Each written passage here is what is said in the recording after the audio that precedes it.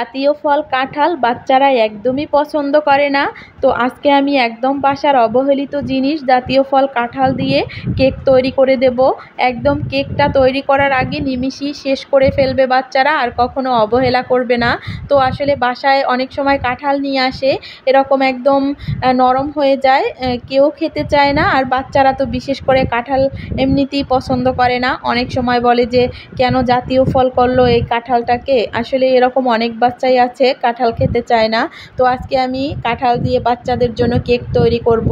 এখানে হচ্ছে আমি কাঁঠালের বিচিটা ফেলে দিয়ে 1 কাপ পরিমাণে চিনি আর হচ্ছে কাঁঠালটা একদম সুন্দর করে ব্লেন্ডার করে নেব। পুরো রেসিপিটা না টেনে দেখবেন, অবশ্যই ভালো লাগবে, আর এভাবে বাসায় তৈরি করবেন। তো এখানে হচ্ছে ব্লেন্ডার করা হয়ে গিয়েছে। তারপর হচ্ছে আমি রান্নার তৈল, সাদা তৈল দিয়ে দেব আধা কাপ পরিমাণে।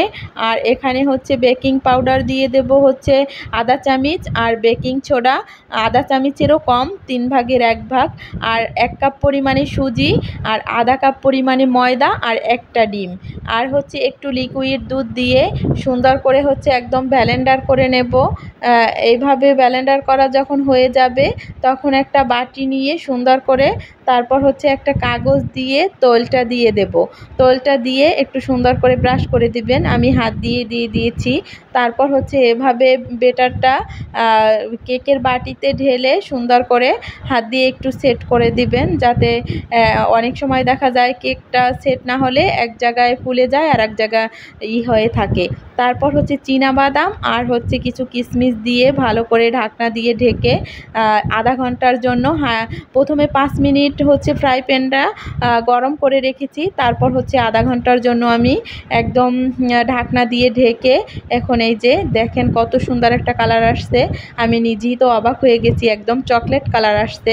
কাঁঠাল আর যেহেতু সুজি দিয়ে করা, এজন্য একদম কালারটা চেঞ্জ হয়ে গিয়েছে, চকলেটের মতো কালার হয়ে গেছে। আমি তো অবাক হয়ে গেছি, বাচ্চারা তো বিশেষ করে আরও চকলেট কালার দেখলে বেশি পছন্দ করবে।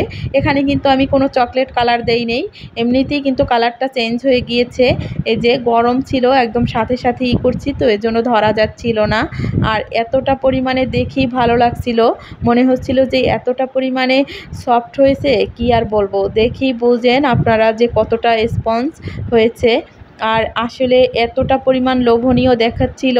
আসলে আমার বাচ্চারা কাঁঠাল একদমই পছন্দ করে না, কিন্তু এটা দেখার পর মানে এরা তো একদম এত পরিমাণে যে খুশি হয়েছে যে বলে যে আম্মু আর কখনো কাঁঠাল ফেলে দিবা না, এভাবে আমাদের কেক তৈরি করে দেবা, তাহলে আমাদের কেক খাওয়াও হয়ে যাবে, কাঁঠাল খাওয়াও হয়ে যাবে। তো পুরো রেসিপিটা ভালো লাগলে অবশ্যই লাইক কমেন্ট শেয়ার করে পাশে থাকবেন। আল্লাহ হাফেজ।